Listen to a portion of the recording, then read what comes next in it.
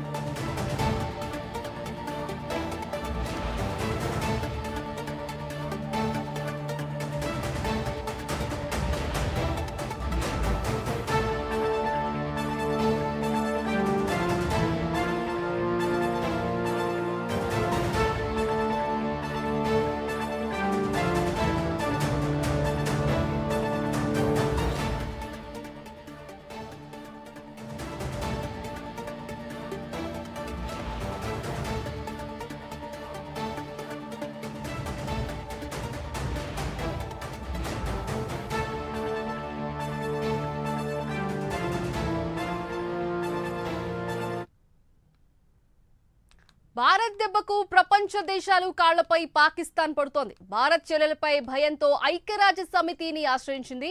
ఇవాళ మధ్యాహ్నం న్యూయార్క్ లో ఐక్యరాజ్య సమితి భద్రతా మండలి అత్యవసర సమావేశం కానుంది. దీని గురించి మరింత సమాచారం మా అసోసియేట్ ఎడిటర్ రాజు అందిస్తారు. రాజు, చెప్పండి.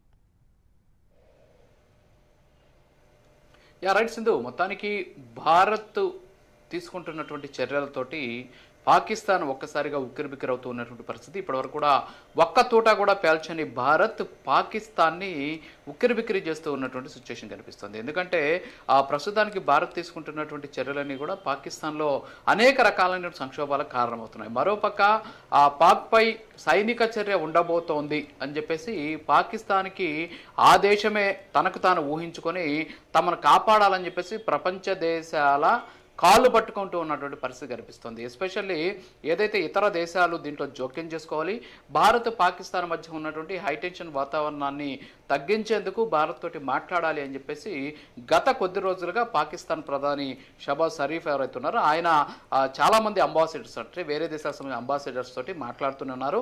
మరోపక్క అసీం మునీర్ మాత్రం పాకిస్తాన్ భారత్తో యుద్ధం చేయాలని చెప్పేసి ఆయన కోరుకున్నారు. ఎందుకంటే ఆయన మీద వ్యతిరేకత ఎక్కువగా ఉంది. సో ఆ వ్యతిరేకత పోవాలంటే పాకిస్తాన్ దేశాన్ని సర్వనాశనం చేయడానికి కూడా అసీం మునీర్ సిద్ధంగా ఉన్నాడు. సరే, ఇవన్నీ కూడా పక్కన పెడితే ఇవాళ సాయంత్రం మధ్యాహ్నం తర్వాత అంటే అమెరికాలో ఉన్నటువంటి స్థానిక కాలమానం ప్రకారం ఇవాళ మధ్యాహ్నం అక్కడ ఐక్యరాజ్య సమితికి సంబంధించినటువంటి సెక్యూరిటీ కౌన్సిల్ అంటే భద్రతా మండలికి సంబంధించినటువంటి అత్యవసర సమావేశం జరగబోతుంది. దీన్నే ఎమర్జెన్సీ క్లోజ్డ్ మీటింగ్ అంటాం. సో ఈ మీటింగ్కి సంబంధించి మొత్తం 15 సభ్య దేశాలు ఉన్నాయి. అందులో 5 శాశ్వత సభ్య దేశాలు, అలాగే 10 తాత్కాలిక సభ్య దేశాలు ఉన్నాయి. సో వీళ్ళంతా కూడా ఇందులో హాజరవుతున్నారు. అయితే ఈ సమావేశాన్ని ఎందుకు ఏర్పాటు చేశారంటే పాకిస్తాన్ తీవ్రంగా ఒత్తిడి తీసుకొచ్చింది. ఎందుకు పాకిస్తాన్ ఒత్తిడి తీసుకొచ్చిందంటే పాకిస్తాన్ గడిచిన 2 ఏళ్లకు సంబంధించినటువంటి తాత్కాలికమైనటువంటి సభ్య దేశంగా ప్రస్తుతానికి యుఎన్కి సంబంధించినటువంటి యునైటెడ్ నేషన్స్ ఆర్గనైజేషన్ సంబంధించి అంటే ఐక్యరాజ్య సమితికి సంబంధించిన భద్రతా మండలిలో కంటిన్యూ అవుతుంది. కాబట్టి ఆ దేశంలో ఉన్న టెన్షన్ వాతావరణాన్ని 2 దేశాల మధ్య ఉన్నటువంటి పరిస్థితుల మీద చర్చించాలి, దీని మీద చర్యలు తీసుకోవాలి, భారత్ మా మీద దాడి చేయకుండా చూడాలి అని చెప్పేసి ఐక్యరాజ్య సమితి కాళ్ళు పట్టుకుంటుంది పాకిస్తాన్. సో పాకిస్తాన్ ఈ విధంగా వేడుకోవడంతో ఇప్పుడు ఐక్యరాజ్య సమితి భద్రతా మండలి ఇవాళ సమావేశం కాబోతోంది. ఈ సమావేశంలో ఎస్పెషల్లీ ఏదైతే అక్కడ జరుగుతున్నటువంటి అంటే రెండు దేశాల మధ్య ఉన్నటువంటి పరిస్థితుల మీద, అలాగే రెండు దేశాలు అంటే వాణిజ్యపరమైన అంశాలు కావచ్చు, దౌత్యపరమైన అంశాలు కూడా ఇక్కడ ఉన్నటువంటి సెక్యూరిటీ కౌన్సిల్ చర్చించదు. కేవలం భద్రతకు సంబంధించిన అంశం మీద మాత్రమే చర్చించబోతోంది. అయితే ఇందులో మొత్తం 15 సభ్య దేశాలు ఉన్నాయి. ఇందాక నేను చెప్పినట్టు అందులో శాశ్వత సభ్య దేశాల్లో మెజారిటీ అంటే 5 ఉంటే ఈ 5లో కూడా 4 వరకు భారత్కి సపోర్ట్ చేస్తూ ఉన్నటువంటి పరిస్థితి. ఏంటంటే ఈ 5 సభ్య దేశాలు China, France, Russia, United Kingdom, అలాగే United States of America. So ఇవి శాశ్వత సభ్య దేశాలుగా ఉన్నాయి. ఈ శాశ్వత సభ్య దేశాలు చైనా మినహా మిగిలిన 4 కంట్రీస్ కూడా భారత్కి అనుకూలంగానే ఉన్నటువంటి పరిస్థితి. ఇక ఇంకొక 10 తాత్కాలికమైన సభ్య దేశాలు ఉన్నాయి. అందులో Algeria, Denmark, Greece, Guyana, Pakistan, Panama, Sierra Leone, Slovenia, Somalia, దక్షిణ కొరియా. సో వీటిలో కూడా పాకిస్తాన్ ఇంకా అలాగే 1-2 దేశాలు మినహా మిగతా అన్ని కూడా భారత్కి అనుకూలంగా ఉన్నటువంటి పరిస్థితి. సో కాబట్టి ఇక్కడ పాకిస్తాన్ ఏవి చెప్పినా సరే అక్కడ నెగ్గేటటువంటి అవకాశం లేదు. అంతేకాకుండా వీళ్ళు చెప్పేటటువంటి వాదనను తీసుకొని ఆ వాదనని భారత్కి సంప్రదింపులకు మాత్రం చేసేటటువంటి అవకాశాలు మాత్రమే ఉన్నాయి. అయితే పాకిస్తాన్ భయపడిపోయి యునైటెడ్ నేషన్స్ ఆర్గనైజేషన్ సంబంధించినటువంటి సెక్యూరిటీ కౌన్సిల్లో చర్చించి రెండు దేశాల మధ్య ఉన్నటువంటి హైటెన్షన్ వాతావరణం తగ్గించాలని చెప్పి చేస్తున్నటువంటి ప్రయత్నాలు కూడా సరైన సత్ఫలితాలు ఇచ్చేటటువంటి అవకాశాలు. కాకపోతే ఇక్కడ సెక్యూరిటీ కౌన్సిల్కి ఉన్నటువంటి పరిమితులు కొన్ని ఉంటాయి.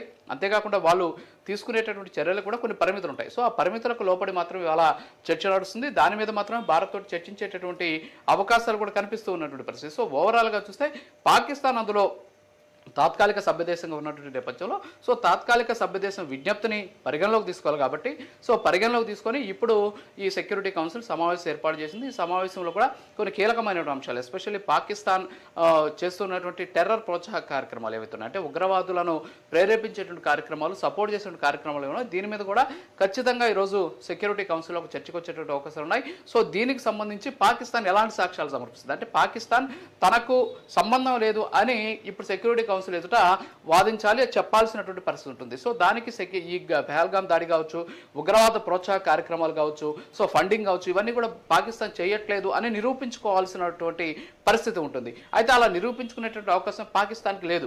ఎందుకంటే ఇటీవల 2-3 డాక్యుమెంట్స్ కూడా మనం చూసేటువంటి సందర్భంలో టెర్రరిస్టులను కాపాడేందుకు వాళ్ళు తీసుకున్న చర్యల్ని బహిరంగంగానే నోట్స్ రూపంలో బయటికి రిలీజ్ చేసినటువంటి పరిస్థితి. సో ఇవన్నీ కూడా మనం పరిగణలోకి తీసుకుంటే ఖచ్చితంగా పాకిస్తాన్కి ఇది చేటైనటువంటి అంశం. సో ఓవరాల్గా అయితే ఈరోజు జరిగేటటువంటి ఈ సెక్యూరిటీ కౌన్సిల్ సమావేశం పట్ల సర్వత్రా ఆసక్తిగా అయితే ఎదురు చూస్తున్నారు. సో దానివల్ల ఏదో భారత్ని కంట్రోల్ చేసేటటువంటి అవకాశం ఉంటుంది అనేటటువంటి దాని నుంచి పాకిస్తాన్ ఆ భ్రమల నుంచి బయటికి రావాలని చెప్పేసి చాలా మంది విశ్లేషకులు కూడా చెబుతూ ఉన్నటువంటి పరిస్థితి కనిపిస్తోంది. సింధు.